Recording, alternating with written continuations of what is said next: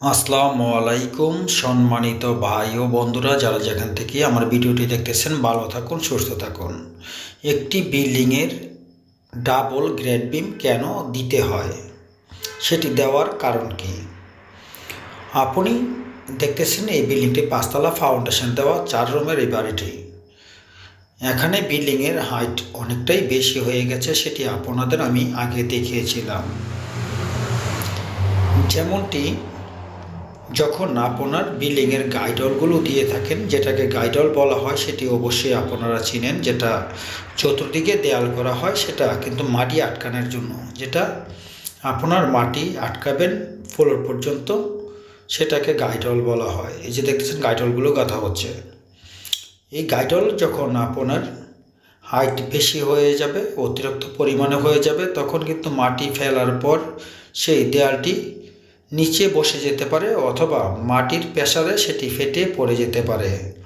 অনেক সময় ফেটেও থাকে।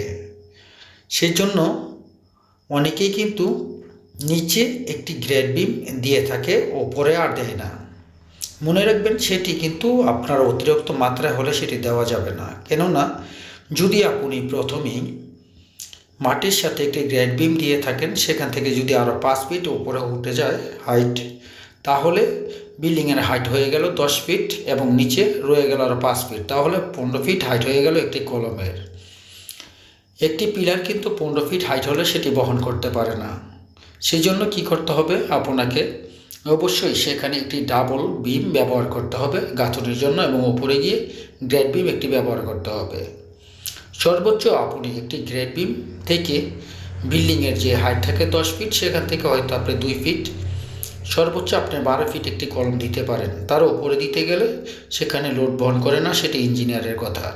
আমি কিন্তু মূলত কোনো ইঞ্জিনিয়ার নই, আমি একজন কন্ট্রাক্টর। আজ 30 বছর যাবৎ কন্ট্রাক্টরই ঠিকাদারি করে যাচ্ছি, সেই অভিজ্ঞতা থেকে আপনাদের বলছি।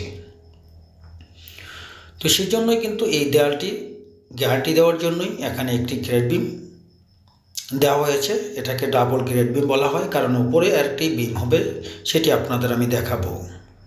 ভিডিওটি একটু কষ্ট করে সাথে থাকুন, তাহলে আপনারা বুঝতে পারবেন।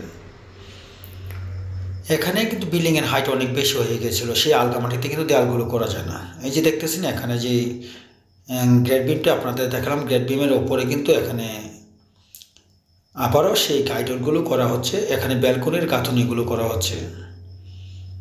যখনই দেখবেন আপনি কোথাও একটি বিল্ডিংয়ের কাজ করলে বা করাতে যাচ্ছেন, তখন খেয়াল করলে আপনি পেয়ে যাবেন অনেক সময় ব্যালকনিতে, বারান্দাতে যে গাইডলগুলো করা হয়, সেই গাইডলগুলো কিন্তু অনেক সময় দেখবেন ব্যালকনি থেকে নিচে তা ফেটে যায়।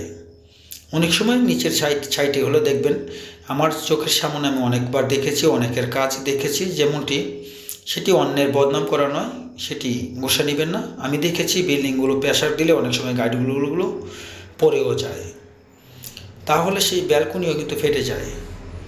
এখানে সেই জন্য কিন্তু যখনই এক সাইড দেখেন, এক সাইডে কিন্তু গ্রেড বিম নিচে বেশি একটা দেওয়া হয়নি, আরেক সাইডে কিন্তু যখনই ডাউন বেশি হয়ে গেছে, সেখানে হাইট অনেকটা বেশি হয়ে গেছে। সেই জন্য কিন্তু দেখতে সামনে এই যে এখানে কিন্তু গ্রেড বিম ডাবল করা হয়েছে, আবারও সেই বিল্ডিংয়ের মতো করে, সেই বিল্ডিংয়ে যেভাবে দেওয়া হয়েছে, এটাকে বেলকনিতেও ডাবল গ্রেড বিম দেওয়া হচ্ছে, যাতে ফেটে না যায়। তো আপনাদের দেখাচ্ছি। আর এখানে আরেকটি বিষয় হচ্ছে, দেখতেছেন আপনারা নিজে, যখন একটি গ্রেড বিম দেওয়া হয়েছিল প্রথমে, সেই গ্রেড বিম থেকে কিন্তু এখানে চাপা কলম ডালাই দেওয়া হচ্ছে।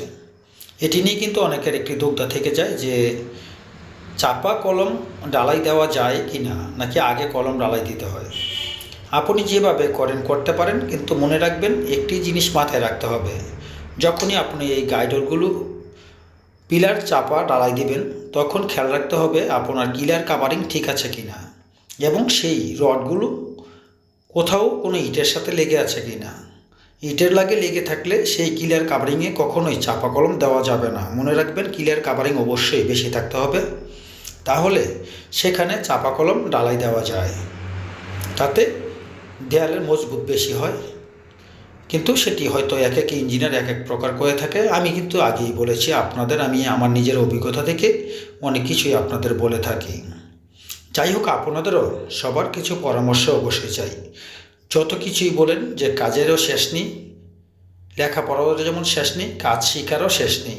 হয়তো 30 বছর যাবত আমি এই লাইনে রয়েছে, অনেক কিছুই হয়তো এখনও জানি না। সেটি অবশ্যই যারা অভিজ্ঞ দক্ষ লোক রয়েছেন আমার এই ইউটিউব চ্যানেলে অথবা ফেসবুক পেজে, তারা অবশ্যই পরামর্শ দিয়ে যাবেন। এখানে অবশ্যই বেশি অতিরিক্ত পরিমাণ হাইট হয়ে গেলে অবশ্যই সেখানে ডাবল বিম ব্যবহার করতে হবে। তো যারা নতুন, চ্যানেলটি সাবস্ক্রাইব করে সাথে থাকুন, যারা করেছেন তাদের আন্তরিক ধন্যবাদ। আজ এই পর্যন্ত, আল্লাহ হাফেজ।